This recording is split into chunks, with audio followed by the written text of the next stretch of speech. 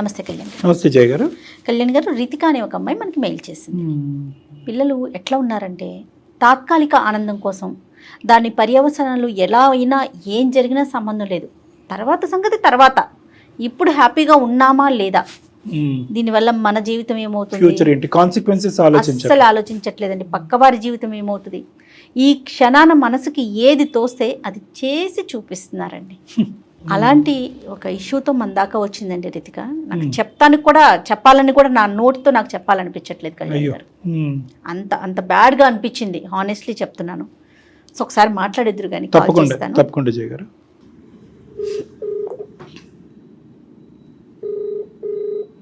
Hello hello Ritika గారమ్మా, నేను జయాని, Suman TV అందమైన జీవితం ప్రోగ్రామ్ నుంచి కాల్ చేస్తున్నాను.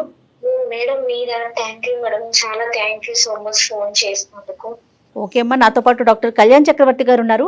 మీరు మెయిల్లో ఏదైతే అంశాన్ని పెట్టారో అది పూర్తిగా ఎలాంటి అబద్ధం లేకుండా క్లియర్గా ఒకసారి డాక్టర్ గారికి చెప్పండి.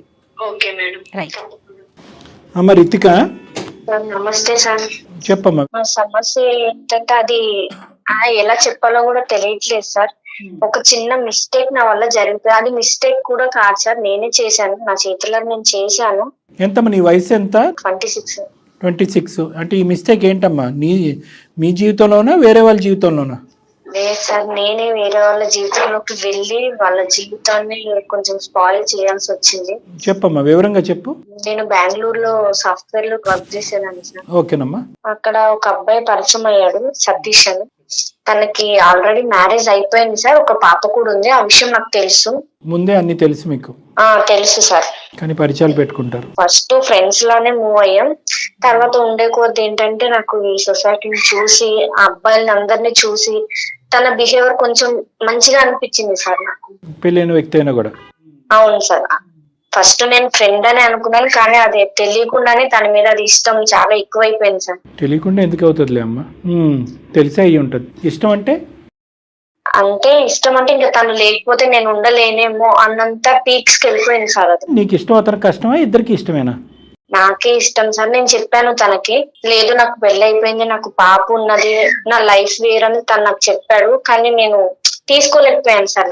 తను లేకపోతే ఇంకా నేను ఉండలేనంత స్టేజ్ కి నేను వెళ్ళిపోయాను. అంటే ఉండలేకపోతే ఏంటమ్మా, చచ్చిపోయేంత పని? అవును సార్. అవునా? అవును సార్. బానే చెప్తున్నావు, పోన్లే నిజాయితీగా చెప్తున్నావు. అంతా వన్ సైడెడ్, నీ సైడే. అవును సార్. నేను తనకు ఒక రోజు చెప్పేశాను సార్, నువ్వు అంటే చాలా ఇష్టం, అది అందరు అబ్బాయిల మీద రావట్లేదు, నీ మీద చాలా ఇదిగా వస్తుంది నాకు, నువ్వు లేకపోతే నేను ఉండలేకపోతున్నాను. ఇట్లా చెప్పిన దగ్గర నుండి తను అవాయిడ్ చేయడం స్టార్ట్ చేశాడు సార్ నాకు. అదేలేండి. నేను మెసేజ్లు చేసిన తను రిప్లై ఇవ్వకపోవడం, అంతకు ముందు చూపించిన కేరింగ్ అవంతా తను నన్ను కొంచెం అవాయిడ్ చేసేసరికి ఇంకా నేను తను తట్టుకోలేకపోయాను సార్. కేరింగ్ అంటే తను ఫ్రెండ్ గా మూవ్ అయినా నేను దాన్ని తప్పుగా అర్థం చేసుకుని అది లవ్ గా నేను ఫీల్ అయ్యాను సార్. తను అవాయిడ్ చేయడం స్టార్ట్ చేసేసరికి నేను సూసైడ్ అటెంప్ట్ కూడా చేయాల్సి వచ్చింది సార్. అటెంప్ట్లా సార్? ఒక అటెంప్టా, చాలా అటెంప్ట్లా? చాలా సార్లే చేశాను సార్. ఒకటైనా సక్సెస్ అయిందా? సక్సెస్ అయ్యింటే ఈ రోజు మాతో మాట్లాడి ఉండేదానివి కాదు. సక్సెస్ అవ్వలేదు సార్. ఆత్మ మాట్లాడి ఉండేది మాతో. సక్సెస్ అవ్వలేదు, చేసుకోవటానికి కారణం ఏంటి? నిజంగా చనిపోవటానికా, లేదంటే అతని చుట్టూ ఉచ్చు బిగించడానికా? తనని నా వైపు తిప్పుకోవాలనే సార్. తిరిగాడా? చాలా నచ్చ చెప్పాడు సార్, నేను వినలేదు. నేను మెంటల్ గా ఫిక్స్ అయిపోయాను, ఇంకా తను నాకు కావాలి అని. నువ్వు మెంటల్ గా ఫిక్స్ అయ్యావా? మెంటలా నీకు? నీ ఉద్దేశం ఏంటమ్మా, పెళ్లి చేసేసుకుందావా నాతోనే? అనుకున్నాను సార్. సెకండ్ వైఫ్ గా తను నన్ను తీసుకున్నా సరే దానికి కూడా నేను రెడీ అయ్యాను సార్. సెకండ్ వైఫ్ స్థానానికి రెడీ అయ్యాను సార్. మరి ఫస్ట్ వైఫ్ ఒప్పుకోకుండా రెడీ అయిపోయావా? అది నేను అప్పుడు ఆలోచించలేదు సార్. ఫస్ట్ ఏమనుకున్నా అంటే తను నాకు కావాలి, నేను తనని దక్కించుకోవాలి. తర్వాత జీవితాలు చిరుగుతాయి. మెంటల్ నేను ఏం చేశానో కూడా నాకు తెలియదు. తనతో నేను మాట్లాడాను, తను వినట్లేదు. నాకు ఆల్రెడీ లైఫ్ ఉంది, నీ లైఫ్ వేరు, నా లైఫ్ వేరు, నీకు మంచి ఫ్యూచర్ ఉంది తను చెప్పినా లేదు నాకు నువ్వే కావాలి. ఎట్లా అంటే ఇంకా తనకు ఒక టార్చర్ లో అయిపోయాను నేను. ఫైనల్ గా అబ్బాయి నీ ఉచ్చులో పడే ముందు, అంటే నీ యొక్క హెరాస్మెంట్ లోనో శాడిజం లోనో ఇంకేం చేయలేక ఇందులో పడే ముందు ఎంత టైం పట్టిందమ్మా? ఎంతకాలం నువ్వు అతన్ని ఇలా వెంటాడావు? 1 year సార్. ఓయ్ బాయ్, ఆ అబ్బాయి నిజంగా 1 year రెజిస్ట్ చేశాడా? తప్పుగా అనుకోకమ్మా, ఇది ఫిజికల్ వాంచా లేదంటే? ఫిజికల్ గా కూడా చాలా, అంటే తనని ఇంకా నేను దక్కించుకోవడం కోసం నేను చాలా, ఇంకా ఎట్లా చెప్పాలంటే ఇది ఇంకా చెప్పిన తప్పులేదు సార్, చాలా దిగజారిపోయానని చెప్పొచ్చు నేను. ఎందుకంటే నేను చేసిన పని అలాంటిది కదా సార్. దిగజారిపోయానని చెప్పినా కూడా తప్పు లేదు.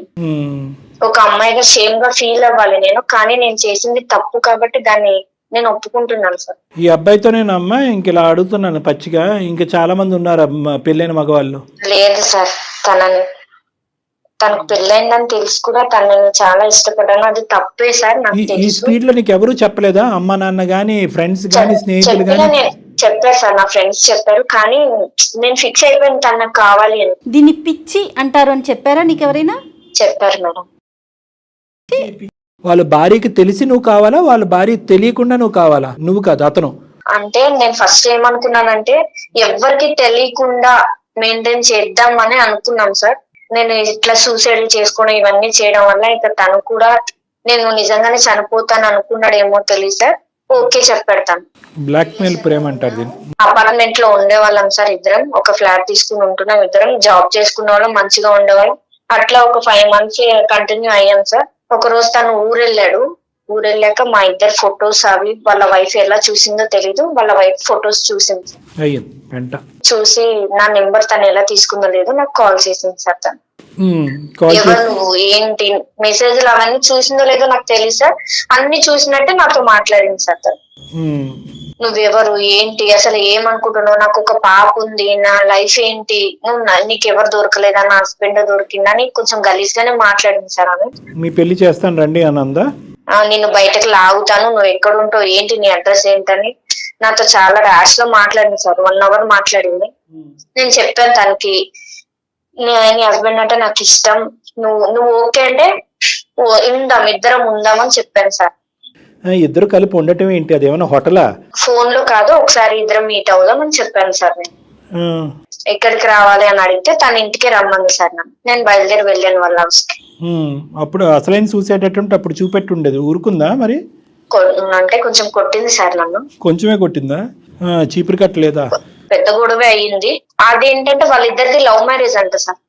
ఆ అమ్మాయికి వాళ్ళ హస్బెండ్ అంటే చాలా ఇష్టం అంట సార్. ఆ అబ్బాయికి కూడా అమ్మాయి అంటే ఇష్టమేగా, నువ్వు దూరేంత వరకు. అవును సార్. మరి దూరి పెంట చేసావు. ఇట్లా గొడవ అయిన తర్వాత ఆమె వెళ్ళిపోయింది సార్ ఇంట్లో నుండి. విడిపోయారు. నీతో కొట్లాడింది అని చెప్పింది, నువ్వేమన్నా ఆ కొట్లాట్లో ఇంకా అతనే నాకు భర్తగా కావాలి, మన ఇద్దరు భార్యలుగా ఉందాం అదే పట్టు. అన్ని తన్నులు తిన్న తర్వాత కూడా అవును సార్ చెప్పాను. నీకు ఇష్టం ఉంటే నేను ఇట్లా ఉంటాను, ఎవరికి తెలియకుండా ఉందాము, నేను సీక్రెట్ గానే ఉంటాను, మీ ఇద్దరికి మధ్యకి ఇబ్బంది ఏం తీసుకురాను నేను. కానీ తనంటే నాకు ఎక్కడ సీక్రెట్ గా మంచం కింద ఉంటావా? ఏం మాట్లాడుతున్నావు అమ్మా? సీక్రెట్ గా అంటే ఎక్కడ? నేనేమనుకున్నా సెకండ్ వైఫ్ గా ఉన్నా పర్లేదు అని అనుకున్నాను సార్. ఉంటావు, పాయింట్ బానే ఉంది. ఎంతకాలం ఉంటారు ఎవరికి తెలియకుండా? ఎక్కడో లివ్ ఇన్ రిలేషన్షిప్, ఎక్కడో ఒక బయట ఎక్కడో ఎలా ఉంటారు? అలాగే ఎంతకాలం ఉందాం అనుకున్నారు? ఇంకో 5 months పాటు నీతో పాటు ఉన్నాడు, ప్రతిరోజు కట్ చేసుకుంటాను కోసుకుంటాను అని చెప్పి అతనికి ముక్కుకి గుడ్డ కట్టి అలా ఉంచావా? లేదంటే? అవును సార్, ప్రతిరోజు. అవును, తన వైఫ్ గుర్తు తెచ్చుకున్నా సరే నేను ఒప్పుకునేదాన్ని కాదు. సో ఎప్పటికప్పుడు ఆ అబ్బాయి బయట పడాలి అనుకున్నాడు కానీ నీతో సంతోషంగా ఉండాలని అయితే లేదు. ఫిజికల్ రిలేషన్షిప్ కూడా అతన్ని టైఅప్ చేయడానికి, కట్టిపడేయడానికి ఇచ్చినటువంటి ఆఫర్, అంతే కదా నువ్వు? ఏమ్మా అసలు ఏం ఆడపిల్లలమ్మా మీరు? ఎలా మాట్లాడాలి నీతో? సిగ్గేస్తుంది. మీ కన్న తల్లిదండ్రులకి తెలుసా తెలియదా? అసలు దుంకి చచ్చిపోతారు వాళ్ళు నీలాంటి బిడ్డను కన్నందుకు. ఏమ్మా ఏం లేదా? ఒక ఎత్తిక్ లేదా? నచ్చింది ఫిక్స్ అయింది కాబట్టి ముందుకెళ్ళిపోతున్నానంటే అవతల వాళ్ళ జీవితాలు, సంసారాలు. ఇప్పుడు నీ వల్ల వాళ్ళిద్దరు విడిపోయారు, నువ్వు హ్యాపీయా? నువ్వు హ్యాపీ అయ్యి ఉంటావులే, 2 భార్యల బదులు ఒకే భార్యగా నువ్వు ఇప్పుడు. ఇంకా అట్లా గొడవ అయిన తర్వాత వాళ్ళిద్దరు విడిపోయారని తెలిసిన తర్వాత నేను తనకు ఫోన్లు చేస్తే తను తిట్టాడు సార్ నన్ను. నేను నీకు ముందే చెప్పాను కదా, నీ వల్ల నా వైఫ్ నేను వదులుకోవాల్సి వస్తుంది, నా పాప ఫ్యూచర్ ఏంటి, నా వైఫ్ ఒక్కతే ఎట్లా చూసుకుంటది నా పాపని, మేము మంచిగా హ్యాపీగా ఉండేవాళ్ళం, నువ్వు మధ్యలో వచ్చావు, నేను నీకు ముందే చెప్పాను వద్దు, ఇది కరెక్ట్ కాదు అని నేను చెప్పాను. నేను తనకు ఒక మాట ఇచ్చాను సార్, ఎవరికన్నా తెలిస్తే నేను నీ మధ్యలో ఎలా వచ్చినా అలానే వెళ్ళిపోతాను అని చెప్పాను సార్. నేను తనకి మాట ఇచ్చాను. చీకటి బ్రతుకమ్మ ఇది. ఏం కండిషన్లు, ఏం రూల్స్ అండ్ రెగ్యులేషన్స్ ఇవి? అంటే ఎవరికన్నా తెలిస్తే కంటే జీవితాంతం ఇలా చీకట్లోనే ఉందాం అనుకున్నారా? తెలుస్తుంది అని అసలు అనుకోలేదు సార్. నేను నిజంగా తెలియకుండా ఉండాలనే అనుకున్నాను. కానీ తన వైఫ్ నట్టో బోల్టో పోయిందిరా నీకు, అర్జెంటుగా బిగించాలి అది. నాకైతే మాత్రం ఇదేదో, సారీ నేను ఇలా అంటున్నాను, ఆడపిల్లలతో ఇలా మాట్లాడను, ఇదేదో ఫస్ట్ అటెంప్ట్ ఎక్స్పీరియన్స్ లాగా నాకు అనిపించట్లేదమ్మా. నువ్వు ఈ ప్రయత్నాలు చాలా చేసి ఫైనల్గా ఒక బక్కరగాడు దొరికేటప్పటికి వల్ల వేసుకున్నావు. మరి నీకు మరీ అంత దిక్కులేనటువంటి పరిస్థితి ఏంటమ్మా? చదువుకున్నావు, సాఫ్ట్వేర్ ఉద్యోగం చేస్తున్నావు, ఆ అమ్మాయి అంత కొట్టి తిట్టినా కూడా అప్పుడైనా ఆ అమ్మాయి కాళ్ళ మీద పడి తప్పు ఒప్పుకుని క్షమాపణ అడిగి బయటికి వెళ్లకుండా ఇంకా నువ్వు అదే పాట పాడి బయటకు వచ్చేటప్పటికి వాళ్ళిద్దరు విడిపోయారు. మరి మూడో వ్యక్తికి తెలిసాక నేను విత్డ్రా అవుతాను అన్నావు కదా, మరి మూడో వ్యక్తి కాదు భార్యకే తెలిసినప్పుడు నువ్వు అప్పటికే విత్డ్రా అవ్వాలి కదా. ఆ అమ్మాయి అంత తిట్టి అవమానించినప్పుడు మళ్ళీ నేను పట్టిన కుందేలకు మూడే కాళ్ళు అన్నట్టు బయటకు అలా నడుచుకుని వస్తే నేనేమనుకున్నా ఎక్కడ ఒక హోప్ ఉంది సార్. అంటే ఇప్పుడు మొత్తం వాళ్ళ వైఫ్ కూడా తెలిసిపోయింది, గొడవైంది, వదలడేమో నన్ను, ఇన్ని మంత్స్ రిలేషన్ లో ఉన్నాం కదా, నన్ను వదిలిపెట్టడేమో అని అనుకున్నాను సార్. ఇన్ని మంత్స్ రిలేషన్ లో నిన్ను వదిలిపెట్టడు, అందరి సమక్షంలో ప్రేమించి పెళ్లి చేసుకుని ఒక బిడ్డకి తండ్రి అయినోడు ఆ అమ్మాయిని వదిలేయాలి.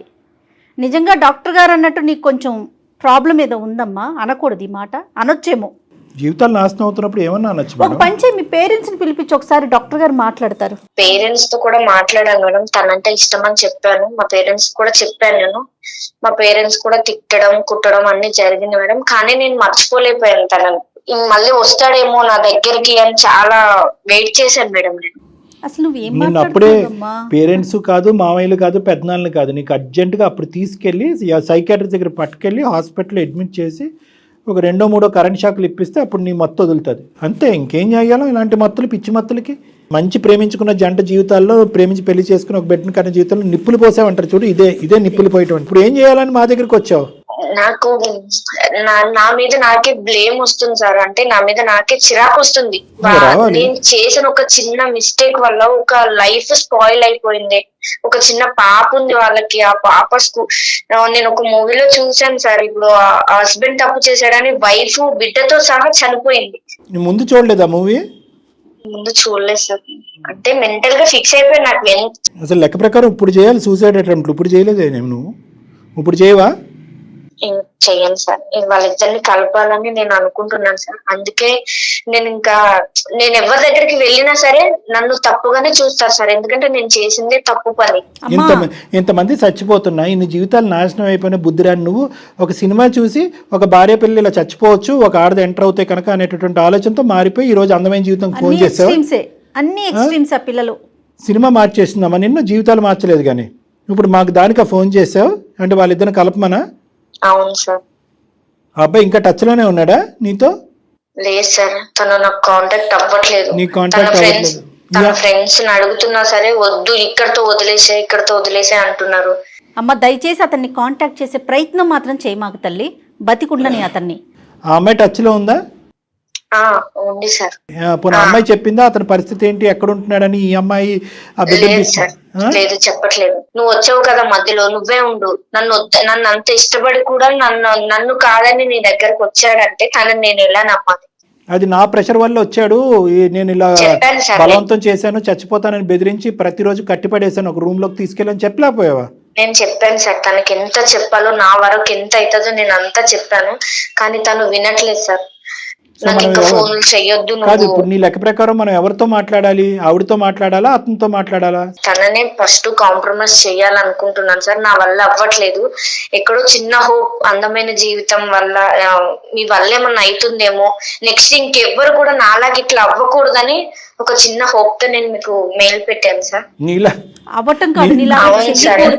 ఇంత మాట్లాడినా కూడా ఇప్పుడు నువ్వు మాట్లాడేటటువంటి సానుభూతి ఉంది చూడు, సార్ నా వల్ల తప్పు జరిగింది, నేను పాపం చేశాను, ఇది నిజంగా నీలో వచ్చిన మార్పా, లేదంటే ఇక్కడతో ఇది అయిపోయింది కాబట్టి ఇంకొక హనీ ట్రాప్ ఎక్కడన్నా ఉంటుందా? వీటిని హనీ ట్రాప్స్ అంటారు. మరి ఇంకోటి ఏమన్నా ఉందా? లేదు సార్, ఇట్లాంటిది ఏమి లేదు. మరి ఏంటి ఈ అబ్బాయిలో ఉన్న అంత గొప్ప ప్రత్యేకత? వాళ్ళ జిగురులాగా అంటుకుని కూర్చున్నావు, ఫెవికాల్ లాగా. ప్రత్యేకత అంటే నేను ఇప్పటి వరకు చూసిన అబ్బాయిలో, నేను ఇన్ని సంవత్సరాలు చదువుకున్నాను, జాబ్ చేస్తున్నాను. నేను జాబ్ చేస్తూ కూడా 3 years అవుతుంది సార్. ఈ 3 years లో కూడా నాకు తినంత జెన్యున్ గా నాకు ఏ అబ్బాయి అనిపించలేదు సార్. ఇంకే అబ్బాయి అనిపించలేదు? 3 years లో ఒకటి కనిపించాడు, ఇంకో 5 years లో ఇలాంటి వాడు ఇంకోటి కనిపించాడు. ఏంటి అనే నా భయం. లేదు కాదు, ఇది కాదు, నువ్వు చేయవలసింది, ఆలోచించవలసింది ఏంటంటే మనసుకి ఏదో నచ్చింది కాబట్టి మైండ్ వాడేయటం మర్చిపోకూడదు. కాదు డాక్టర్ గారు, కళ్ళెళ్ళిన ప్రతి చోటకి నువ్వు వెళ్ళిపోతావా? అదే కదా అమ్మాయి చేసింది. నీ మనసు వేరో, నీ ఆలోచన వేరో, నీ చదువు వేరు, నీ జీవితం వేరు. నీ మైండ్ ఒక్కసారి ఆలోచించడం అనేది నేర్చుకో. పరిణామాలు సార్, నాకు ఈ 3 years లో కూడా నా వెంట చాలా మంది అబ్బాయిలే పడ్డారు. కానీ నాకు తిను నచ్చినంతగా నాకు ఎవరు నచ్చలేదు సార్. తన కేరింగ్ కానీ, తన జెన్యూన్, నీ సైకలాజికల్ ప్యాటర్న్ లో ఒక ప్రముఖమైనటువంటి, ఒక ప్రత్యేకమైనటువంటి ప్రాబ్లం ఉంది. ఎవరైతే ప్రత్యేకంగా వచ్చి నిన్ను నో అంటారో వాళ్ళకి నువ్వు కనెక్ట్ అవుతావు. నీకు ఎస్ అనేటటువంటి వాళ్ళు, నీ వెంటబడేటటువంటి వాళ్ళు నీకు కనిపించరు. ప్రత్యేకంగా పెళ్ళైనటువంటి వాళ్ళు అయ్యి ఉండాలి, వాళ్ళకు ఒక బాధ్యతలు ఉండాలి, నీ నువ్వు వాళ్ళ చుట్టూరు 1 సంవత్సరం పాటు తిప్పించుకోవాలి, నువ్వు కోసుకుంటా అన్నా కూడా నీ వైపు ఇష్టం చూపెట్టకూడదు. ఇలాంటి వాళ్ళే నీకు నచ్చుతారు. జాగ్రత్త, నువ్వు చాలా జాగ్రత్తగా ఉండాలి. ఎందుకంటే కనుక నిన్ను నచ్చి నీ అంటూ వచ్చే వాళ్ళ గురించి మనకు సమస్య లేదు, కానీ నీకు నో చెప్పేవాడు దొరికాడంటే వాడు సచ్చినట్టే. కాబట్టి మా భయం ఏంటంటే నీకు ఇప్పుడు ఆ అమ్మాయితో మాట్లాడటం, వాళ్ళని కలపటం ఒక ఎత్తు అయితే కనుక పూర్తి స్థాయి పరివర్తన కౌన్సిలింగ్ నీ లోపల తీసుకురావడం కూడా ఒక ఇంపార్టెంట్ ఇష్యూ. దాని పరంగా కూడా నిన్ను ఒక సైకియాట్రిస్టో సైకాలజిస్ట్కో రిఫర్ చేసుకుని ఆ పుణ్యం కట్టుకోవాలి, సమాజానికి పుణ్యం కట్టుకోవాలి. మేము ఇంకెంతకంటే పచ్చిగా నేనేం మాట్లాడలేను. నీకు ఇప్పుడు వచ్చినటువంటి ఈ తూతూ మంత్రం బుద్ధి నాకేదో వచ్చేసిందని అనిపించట్లేదు, ఎందుకంటే సినిమా చూసాక కనువిప్పు కలిగిందని నువ్వు అంటే నా బుర్రపాడైపోతుంది. నేను నిజంగా పశ్చాత్తాప పడుతున్నాను సార్. నాకు తెలిసింది నా వల్ల ఒక ఫ్యామిలీ ఇదైపోయింది, వాళ్ళ పాప ఉంది, వాళ్ళ లైఫ్ స్పాయిల్ అయిపోయింది సార్. నాకు నిజంగా తెలిసి వచ్చింది సార్. అంటారు కదా అంతా అయిపోయిన తర్వాత ఏడ్చి ఏం లాభం అని, నాది ఇప్పుడు అదే సిచ్యువేషన్ వచ్చింది సార్. మొత్తం అంతా జరిగిపోయింది. ఇప్పుడు నేనేం కోరుకుంటున్నానంటే సార్, నా వల్ల వాళ్ళ ఫ్యామిలీ ఇదైపోకూడదు సార్. వాళ్ళని కలపండి సార్ ప్లీజ్. నేను కోరుకుంటుంది అదే సార్. వాళ్ళు కలపటం ఒక ఎత్తు అయితే కనుక నీ కండిషన్ గురించి కూడా మేము వర్రీ అవుతున్నాము. సరే, దాని గురించి తర్వాత ఆలోచిద్దాం. దీని గురించి అయితే కనుక నువ్వు ఈమెయిల్ పంపించు. నిజంగా ఈరోజు ఈమెయిల్ అమ్మ, ఈమెయిల్లో ఉన్న కంటెంట్ వివరించడానికి జయ మేడం చాలా ఇబ్బంది పడ్డారు ఈరోజు. కానీ అటువంటి ఇబ్బందికరమైనటువంటి పరిస్థితి కూడా ఈరోజు నువ్వు బాధితురాలిలాగా మేము ఈ కేసు డీల్ చేయట్లేదు. సర్వసహజంగా మనకు ఫోన్ చేసేటటువంటి వాళ్ళు బాధితులు. ఇక్కడ నువ్వు బాధితురాలి కింద మేము టేకప్ చేయట్లేదు. నువ్వు కోరుకుంటున్నటువంటి వేరే వాళ్ళ యొక్క బాధితులు ఎవరైతే ఉన్నారో వాళ్ళ సిచ్యువేషన్ రెక్టిఫై చేస్తున్నాం, ఆ కుటుంబాన్ని కలపడానికి ఒక ప్రయత్నం చేస్తున్నాం. కానీ దాంతోపాటు నువ్వు మారటం అనేది కూడా చాలా ఇంపార్టెంట్. ఆ విధంగా కూడా నువ్వు ఫ్యూచర్లో కౌన్సిలింగో ట్రీట్మెంట్కో వెళ్తాను అనేది కూడా నువ్వు ప్రామిస్ చేయాలి. ఎవరితో మాట్లాడదామమ్మా? అతనితో మాట్లాడదామా లేకపోతే అమ్మాయితో మాట్లాడదామా? మేడం అక్కతో మాట్లాడదాం. అక్క తర్వాత మళ్ళీ బావతో మాట్లాడతావేమో. వద్దులేమ్మా, చెల్లెళ్ళు వద్దు తల్లి, రిలేషన్స్ వద్దు, అలాంటి కాంటాక్ట్స్ వద్దు. అమ్మాయి పేరేంటి? పద్మ మేడం. పద్మలాగే ఉండను. ఇప్పుడు రిలేషన్షిప్ కలపొద్దు. ఆ రిలేషన్ వద్దు, ఈ రిలేషన్ వద్దు. అసలు వద్దన్నదే అక్క అని. కలపమ్మ, కనెక్ట్ చేయి ఒకసారి. మరి ఓకే, మీకు అర్థమైందా కళ్యాణ్ గారు నేను ఈ మెయిల్ చెప్పలేకపోతున్నానని ఎందుకన్నాను అంటే అందులో ఆ అమ్మాయి వయస్సు, మాట్లాడే తీరు, మెచ్యూరిటీ కాస్త ఏదో ఇబ్బంది ఉన్నట్లుందండి, నాకు అట్లా అనిపించింది. The person you are speaking with has put your call on hold. Please stay on the line. आप जिस व्यक्ति से बात कर रहे हैं. హలో అక్క, నేను రితికాని. రితికనా? నేను అక్క రితికాని, సతీష్ ఎక్స్. ఎందుకు ఫోన్ చేస్తున్నావు నాకు? ఏమవసరం? ఇంకేం చేయాలనుకుంటున్నావు నువ్వు? అసలు నువ్వు మాట్లాడకపోతే నాకు ఎందుకు కాల్ చేసినావు? నువ్వు ఇంకెంత ఫోన్ చేయకని చెప్పినా నేను నీకు, నువ్వు ఎందుకు ఫోన్ చేస్తున్నావు? నేను మళ్ళీ నీ లైఫ్ లోకి రావాలని అనుకోవట్లేదు అక్క. నువ్వు అన్ని చేసినావు, అయిపోయింది. ఇంకా అయిపోయింది. ఇంకేం చేయాలనుకుంటున్నావు? ఇంకేమైనా ఉందా చేసేది? ఇప్పుడు బజార్ లో పడినా ఇంకెక్కడైనా పెడతామని చూస్తున్నావా? మీరు నా పాప కోసమైనా నేను కొన్ని రోజులు బ్రతకాలి కదా, అట్లా కూడా బ్రతకనియరా ఇంకా మీరు? అక్క నీ లైఫ్ నా వల్లే స్పాయిల్ అయ్యింది, దాన్ని నేను చెయ్యాలనుకుంటున్నాను. నువ్వు తన వల్ల నాకు అవసరం లేదు, నాకు అవసరం వదిలేసిన మీ ఇద్దరిని వదిలేసిన నేను. మీరు లవ్ బర్డ్స్ లెక్క తిరగండి, నాకు అవసరం లేదు. నేను మీ మధ్యలో ఎంటర్ గాను. అర్థం చేసుకుంటున్నావు, ఇవన్నీ చెప్పు నాకు. అందుకే మోసం చేసిల్లా? నాకంత హృదయం లేదమ్మా, నాకంత హృదయం లేదు అక్క. ఒక్కసారి నేను చెప్పేది విన్నాక నువ్వు అక్కవతే, నీకు అక్కవతే ఎవరివి అసలు? నువ్వు నాకు ఏమనుకుంటున్నావు? ఏమని మాట్లాడుతున్నావు నువ్వు? ఏమన్నా అనాలి నిన్ను? అసలు నిన్న చెల్లని నేను అనుకోవాలనుకుంటున్నావు? నువ్వేమన్నా అక్కని మానేసి నన్ను పిలవకు. పద్మ గారు నమస్తే అండి. హలో, సారీ అమ్మా, మీ కాల్ మధ్యలోకి వచ్చాము, మేము మధ్యలోకి రాలేదులేండి, ముందు నుంచే. ఎవరండి? నమస్తే అమ్మా, నా పేరు డాక్టర్ కళ్యాణ్ చక్రవర్తి అమ్మా. మేము అందమైన నమస్తే అమ్మా, సుమన్ టీవీ అందమైన జీవితం అనే ఒక కార్యక్రమం ఉంది, మీరు చూసే ఉంటారు. మీరెందుకు చేశారు సార్ నాకు? మేము చేయలేదమ్మా. అమ్మ మేము చేయలేదు, దయచేసి మా ఆలోచనని అపార్థం చేసుకోకండి. కొద్దిగా ఓపిక 2 నిమిషాలు వింటే మీకు పూర్తిగా అంతా అర్థం అవుతుంది. అప్పుడు నచ్చితే కాల్ ఉంచుదురు కానీ, లేదంటే మాకు చెప్పకుండా కూడా కట్ చేద్దరు కానీ. చెప్పేది విన్నాక నువ్వు అసలు మాట్లాడుతున్నావు. రితిక, నువ్వు అక్క అని పిలిచిన, విను అని చెప్పిన, బాగుండండి అని చెప్పిన, ఏదన్నా రామ అంటే బూతులాగా వినిపిస్తుంది అందరికీ. కాబట్టి నువ్వు వచ్చినటువంటి ఉద్దేశం మంచిదైనా కూడా ఈరోజు నిన్ను అక్కడ బ్రేక్స్ వేసి అక్కడ ఆపుతున్నావు. నువ్వు ఏది కూడా కాంట్రిబ్యూట్ చేయడానికి ట్రై చేయొద్దు. ఇది కంప్లీట్గా పద్మగారి ఎరీనాలో ఉన్నటువంటి సబ్జెక్ట్. ఇది ఆవిడ ఇష్టమైతే ముందుకు వస్తుంది, కష్టమైతే విత్డ్రా అవుతుంది. నువ్వు దయచేసి బతిమాలి ఇంకా పరిస్థితిని ఇంకా హీనంగా చేసేటటువంటి కార్యక్రమం చేయొద్దు. పద్మగారు, మేము అందమైన జీవితం నుంచి నేను డాక్టర్ కళ్యాణ్ చక్రవర్తి, నాతో పాటు జయ గారు ఉన్నారు, నమస్తే అండి సీనియర్ హోస్ట్. మేము ఇక్కడ ఒక్కటేనమ్మా, ఇక్కడ మేము మాట్లాడేది ఏంటంటే చాలా ఒక అసభ్యకరంగా, ఒక అసహ్యంగా, తల్లిదండ్రులు, సభ్య సమాజం అందరూ తలదించుకునేటటువంటి విధంగా ఒక అమ్మాయి చేసినటువంటి తప్పుకి ఆ అమ్మాయి ఎన్నిసార్లు క్షమాపణ చెప్పినా ఆ అమ్మాయి తరపున మేము సభ్య సమాజం తరపున మీకు క్షమాపణ కోరుకుంటున్నాం. ఎందుకంటే పచ్చగా ఉన్నటువంటి ఒక కాపురం ఈరోజు విచ్ఛిన్నం అయిపోయింది, అతి దారుణమైన పరిస్థితికి వెళ్ళిపోయింది అనేది మేము మనస్ఫూర్తిగా చింతిస్తున్నాం, బాధపడుతున్నాం. తల్లి, జరిగినటువంటి కథ అంతా కూడా మేము ఈ అమ్మాయి మాటల్లో విన్నాం. మీ వరకు ఏం విన్నారు అనేది, ఎందుకు మీరు మనస్తాపం చెందారు, మీరు ఏం కోరుకుంటున్నారు, ప్రస్తుతం మీ భర్త గారి యొక్క పరిస్థితి, మీరు ఎక్కడున్నారు, బిడ్డ ఎక్కడుంది, ఇవి కొద్దిగా మాకు వివరించండి అమ్మ, ఒక 2 నిమిషాలు. నేను ఒక 2 minutes మాట్లాడతాను. Please, your most. అసలు జరిగింది ఏంటంటే సార్, నేను మా హస్బెండ్ ఇంతకు ముందు ఇక్కడ హైదరాబాద్ లో ఉండేవాళ్ళం సార్. ఇక్కడ మాది లవ్ మ్యారేజ్ సార్. మేమిద్దరం ఒక 1 year వరకు, 1.5 year వరకు లవ్ చేసుకుని పెళ్లి చేసుకున్నాం సార్. పెళ్లి కూడా మా పేరెంట్స్, నేను వాళ్ళు ఒప్పుకోకపోయినా నేను వాళ్ళని ఒప్పించి మరి మ్యారేజ్ చేసుకున్నాను సార్. చేసుకున్నాక మేము బెంగళూరులో వెళ్ళిపోయాం సార్. అక్కడికి షిఫ్ట్ అయిపోయాను. నాకు ప్రెగ్నెన్సీ వల్ల నేను జాబ్ ఆప్ చేసాను సార్. కొంచెం నాకు బెడ్ రెస్ట్ వల్ల నేను హైదరాబాద్ కి, ఇక్కడికి మా ప్రాపర్ వచ్చి హైదరాబాద్ సార్. నేను హైదరాబాద్ మా మమ్మీ వాళ్ళ దగ్గరికి వచ్చినాను సార్. డెలివరీ కోసం వచ్చి కొంచెం నాకు హెల్త్ బాగాలేక ఇక్కడికి వచ్చినాను. మా హస్బెండ్ అక్కడే ఉన్నారు. పుట్టింటికి వచ్చారు? వచ్చాను మేడం. నేను ఇక్కడికి వచ్చినాక మా హస్బెండ్ అక్కడే జాబ్ చేస్తున్నాడు. నాకు రోజు కాల్ చేసేది. చాలా బాగుండేది మేడం. మేము మా లైఫ్ చాలా అంటే చాలా హ్యాపీగా మూవ్ అయింది మేడం. ఇంత లైఫ్ నాకు దేవుడు ఇచ్చినందుకు చాలా గ్రేట్ అని నేను బాగా అదైపోయినా. నేను మా పేరెంట్స్ కూడా సరే బాగుంటున్నారని చెప్పేసి వాళ్ళు కూడా హ్యాపీగా ఫీల్ అయ్యారు. మా బేబీ పుట్టిన తర్వాత 1 year నుంచి మేడం సరిగా మాట్లాడడం లేదు, సరిగా రావడం లేదు.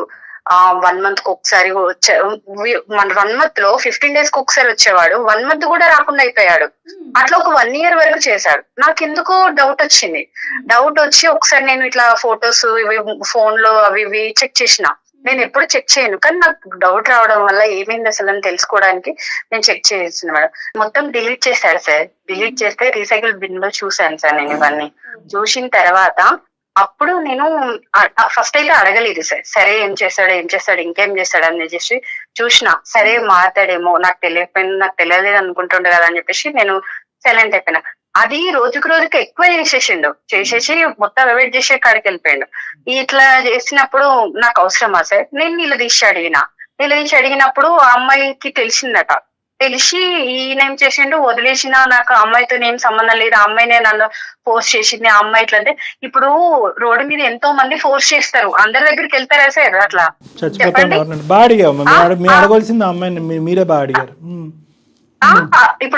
ఇప్పుడు నా లైఫ్ గురించి ఆలోచించాలి కదా. నేను ఆయన నమ్ముకొని వచ్చిన కదా సార్, నా పేరెంట్స్ ని వదులుకొని.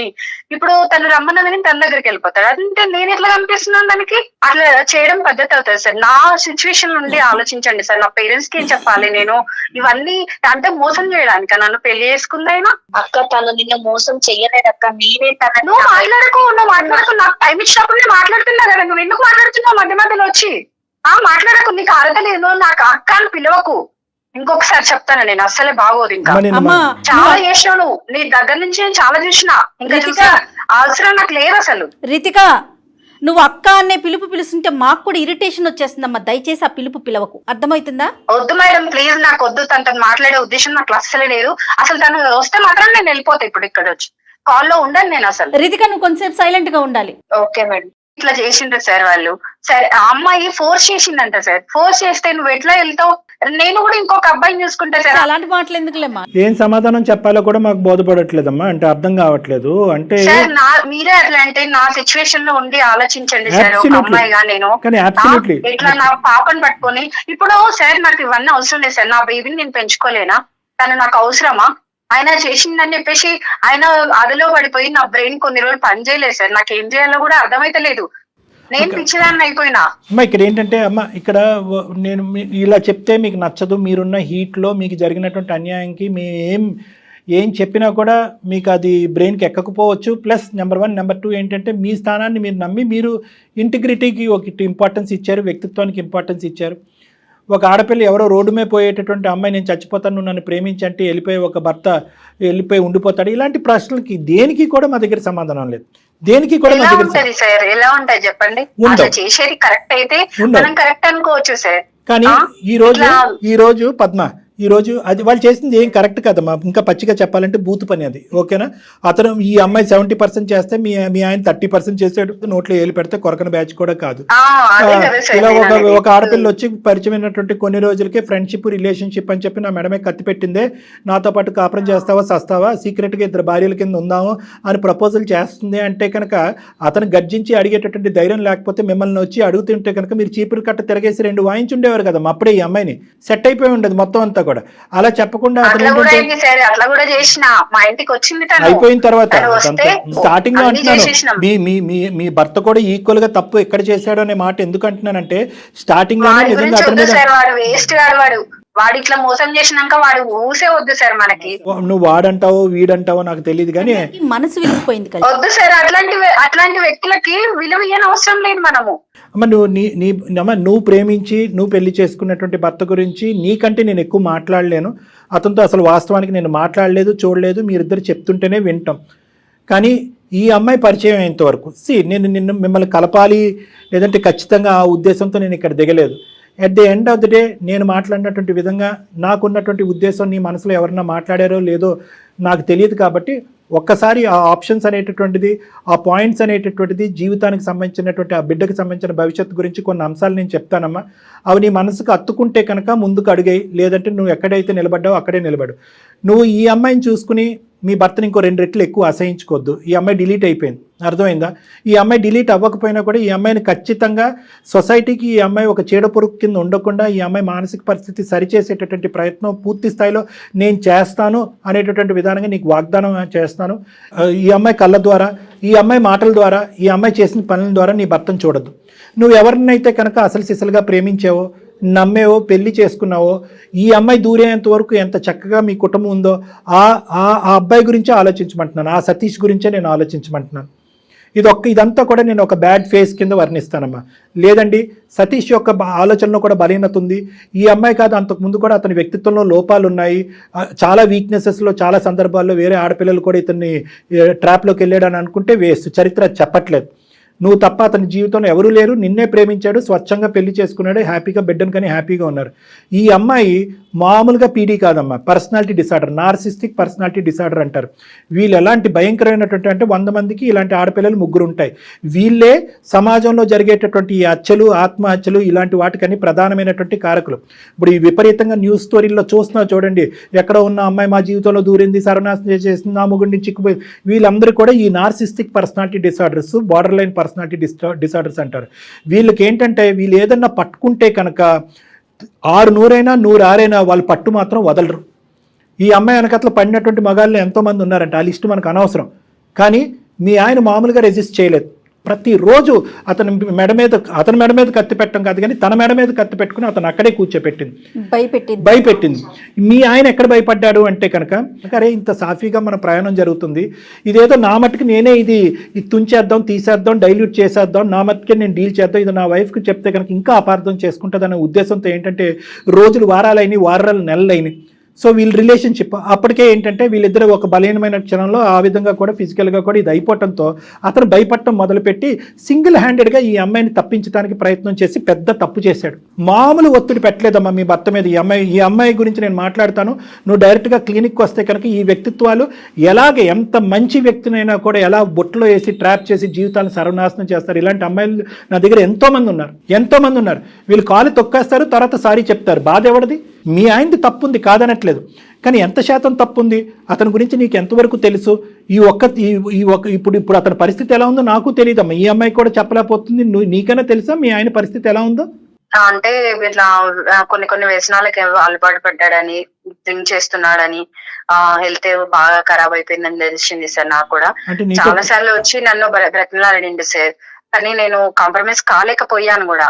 నేను వద్దు అని ఇంకా డిసైడ్ అయిపోయాను సార్. ఆయన పట్ల ఏమి ఇంకా ఆలోచించదలుచుకోలేదు నేను. అది ఓకే, నువ్వు ఆలోచించద్దు. అంటే నేను ఆ మనిషిని చూడలేదు, ఆ మనిషితో మాట్లాడలేదు కాబట్టి నిన్ను ఒకే ఒకటి సిన్సియర్గా ఆనెస్ట్గా ఒక మనసున్న మనిషిగా నిన్ను ఒకే ఒక పాయింట్ అడుగుతున్నానమ్మా. నిజంగా అతని తప్పుని అతను రియలైజ్ అయ్యి నీ కాలమే పడ్డాడా? అవును సార్. ఒక్క తప్పిదం జీవితంలో, ఒక్క తప్పిదం, అది కూడా కాదు సార్. ఇట్లా చేసినాక నేను ఎట్లా ఆయనని యాక్సెప్ట్ చేయాలి చెప్పండి సార్? ఆయన తప్పుని నేను ఎట్లా ఒప్పుకోవాలి? ఇంకా ముందట కూడా చేయడానికి నాకు గ్యారెంటీ ఏంటి సార్? ప్రేరేపించబడిన అదైపోయింది సార్. చెయ్యడు ఒక్క నువ్వు వదిలేసిన అవసరం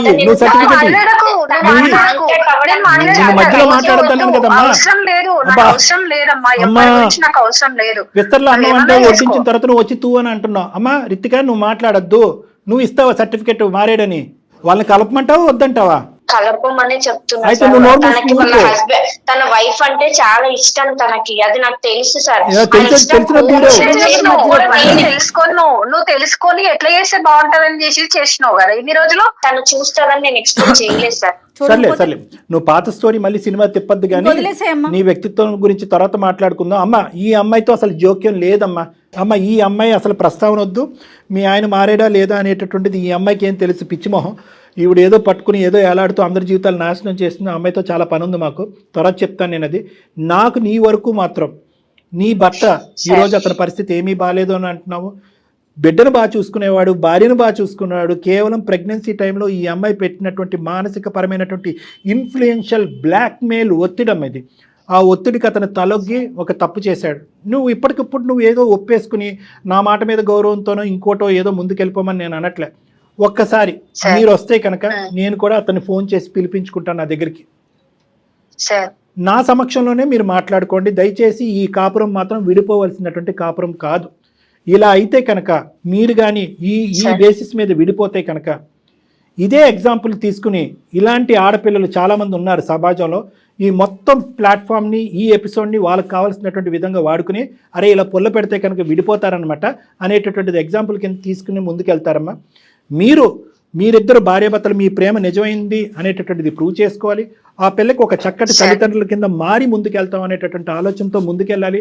దానికి మీ ఇద్దరిని కలపడానికి ఏ వంతు ప్రయత్నం చేయమన్నా నా వంతు ప్రయత్నం చేస్తాను. ఏ స్థాయి వరకైనా వెళ్తాను. మార్పు రాకపోతే మీ ఆయన కూడా మొండిగా వ్యవహరించి ఏమి రియలైజ్ కానటువంటి మాట్లాడండి సార్. మరి మాట్లాడండి, ఫస్ట్ మీరు తనతో మాట్లాడండి సార్. తర్వాత నేను ఆలోచిస్తా సార్. నేను కూడా వెరీ గుడ్ అమ్మా, వెరీ గుడ్. అట్లీస్ట్ నాకు ఆ చిన్నపాటి అవకాశం ఇచ్చావు కదా, నేను దూరిపోతాను.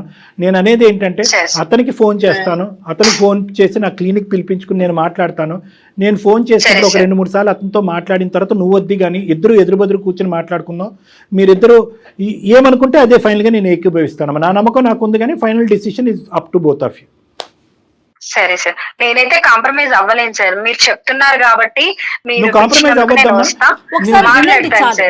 నా వర్షన్ కూడా నాకు ఉంటది కదా, మాట్లాడినప్పుడు అవి కూడా చెప్పగలుగుతాను నేను. పద్మ గారు ఒక్క మాట మీరు చెప్పేది 100% కరెక్టే. కానీ డాక్టర్ గారు మేము ఏం చెప్తున్నాం, మీరు అసలు ఒకసారి రండి, ఆ తర్వాత మీరే డెసిషన్ తీసుకోండి. సరే మేడం, మీరు చెప్తున్నారు కదా మేడం. నీ మాట మీద నీ నమ్మకం నీకుందమ్మా. నా ఆలోచన, నా అనుభవం మీద నాకు నమ్మకం ఉంది. ఈ రెండు కలిపి ఎక్కడి వరకు వెళ్తాయి అనేది మనం మ్యాచ్ చేసుకుని చూద్దాం. మిగతాది భగవంతుడి చేతిలో వదులుదాం. ఏమ్మా, ఆ బిడ్డ భవిష్యత్తు చేతిలో అంతే వదిలేయాలి మనం. ఇప్పటి నుంచి అయితే తను అయితే నాకు కాల్ చేయదు సార్. అది శూర్పణఖ సార్, శూర్పణఖ. అది నాకు కాల్ చేయదు సార్. ప్లీజ్ సార్, మీరు దయచేసి దాంతో ఇంకోసారి తను మాత్రం మాట్లాడిపోవద్దు. మీకే కాదు ఎవరికి కాల్ చేయదు. నాకు అవసరం లేదు. నువ్వు వచ్చినావంటే నేను కలవను ఇంకా. నాకు అవసరమే లేదు, నాకు అవసరం లేదమ్మా. ఓకే అండి, పద్మ గారు ఆవిడ మీకు కాల్ చేయదు, మీరు కట్ చేయండి. మీతో నేను మళ్ళీ మాట్లాడతాను. థ్యాంక్ యూ సో మచ్ అండి. థ్యాంక్ యూ అండి, థ్యాంక్ యూ. మా మాట విన్నందుకు ధన్యవాదాలు. అమ్మ రితిక, నువ్వు ఉన్నావా? ఉన్నాను మేడం. ఏం మాట్లాడుతున్నావే తల్లి? నీకు అసలు కొంచెమన్నా ఉందా? అర్జెంటుగా నువ్వు కలవాలేమో డాక్టర్ గారిని. ఏమో నీకు వేరే ప్రోగ్రామ్ పెడదాం. ఒక్కసారి అసలు ఈ అమ్మాయిని చూడాలండి డాక్టర్ గారు మీరు ఫస్ట్. అమ్మ, నీ స్థానం ఏంటనేది నీకు అర్థమైంది కదా రితిక. నువ్వు ఎక్కడ నిలబడాలో అక్కడ నిలబడాలి. మార్పు అనేటటువంటిది రావాలి. మీ తల్లిదండ్రుల సమక్షంలో నీకు కూడా నేను తీసుకొచ్చి కౌన్సిలింగ్ చేయించాలి. వాళ్ళని కూడా నిన్ను కొద్ది గ్రిప్లో పెట్టుకోవాలి. నిన్న ఇలా అయితే మాత్రం ఒంటరిగా ఉండకూడదు. నువ్వు ఏ ఊరు వెళ్తే ఆ ఊరికి మీ తల్లిదండ్రులు కూడా వెళ్ళాలి. అక్కడ ఏ సైకియాట్రిస్ట్ సైకాలజిస్ట్ ఉంటే వాళ్ళ దగ్గర కౌన్సిలింగ్ చేసుకోవాలి. అర్జెంటుగా నీకు ఒక మగాడిని ఇచ్చి పెళ్లి చేయాలి. ఈ ఎజెండా అంతా నిండేంత వరకు దయచేసి ఈ కౌన్సిలింగ్, ఈ మానిటరింగ్, ఈ సూపర్విజన్ లూప్లోంచి మాత్రం బయటికి రాకమ్మా. నీకు సత్కోటి ఓకే వందనాలు. సార్, తప్పకుండా. నువ్వు ఈరోజు ఏదైనా మంచి పని చేసావు అంటే కనుక ఈ పరిస్థితిని మా వరకు తీసుకొచ్చి వాళ్ళని కలపటం అనేటటువంటి దానికి మేము ధన్యవాదాలు హర్షిస్తున్నాం. ఆ ఒక్కదాని వల్ల మేము చాలా హ్యాపీగా ఫీల్ అవుతున్నాం. ఇది కూడా నువ్వు చేసి ఉండకపోతే కనుక అసలు నిన్ను ఇంకా సమాజం మేము ఇంకెంత చెదిరించుకుని అసహించుకునే వాళ్ళం. తప్పకుండా నువ్వైతే మాత్రం డాక్టర్ గారిని కలవాలమ్మా. Okay madam. అమ్మ దయచేసి నువ్వు మాత్రం వాళ్ళ జీవితాన్ని ఉద్ధరించే కార్యక్రమం ఏం చేయకు, ముందు నీ జీవితం ఏదో నువ్వు చూసుకో. అర్థమవుతోందా? Okay madam. అర్జెంట్ గా డాక్టర్ గారిని కలవండి. కలుసుకుంటే మళ్ళీ అది వదిలేసాయి. వెళ్ళను మేడం. నీకు దండమే తల్లి, ముందు అసలు వాళ్ళిద్దరిని వదిలే, వాళ్ళ జీవితం వాళ్ళు బతుకుతారు. ముందు నీ గురించి నువ్వు చూసుకో. వాళ్ళిద్దరు కలిస్తే వెళ్ళకపోవడం కాదు కదమ్మా, వాళ్ళు కలవకపోయినా అది నీకు అనవసరం. నువ్వు చెప్పాల్సింది చెప్పా, మేము చేసే ప్రయత్నం మేము చేసావు. వాళ్ళిద్దరి దగ్గర నుంచి నువ్వు దూరంగా ఉండు. అన్ని పెళ్ళైన జంటల దగ్గర నుంచి దూరంగా ఉండు. నువ్వు మీ పేరెంట్స్ నెంబర్లు పెట్టి తల్లి నాకైతే. Okay madam. బాయ్ అమ్మా, బాయ్, థ్యాంక్ యూ. అర్జెంటుగా ఈ పిల్లతో కాదు డాక్టర్ గారు మాట్లాడాలి, తల్లిదండ్రులతో తల్లిదండ్రులతో మాట్లాడాలండి అమ్మాయికి. ఎందుకంటే మనం ఇంత కోపంగా మాట్లాడినా తన వర్షన్ ఎక్కడ మార్చుకోవట్లేదు. చూసారా, అదేంటి మీరు నన్ను అట్లా అంటున్నారు అన్నట్లా, అంటే తనకి నిజంగా ఏదో ఇబ్బందులోనే చూద్దాం మేడం, ఇది అది రెండు చేద్దాం. తప్పకుండా డాక్టర్ గారు. నమస్తే.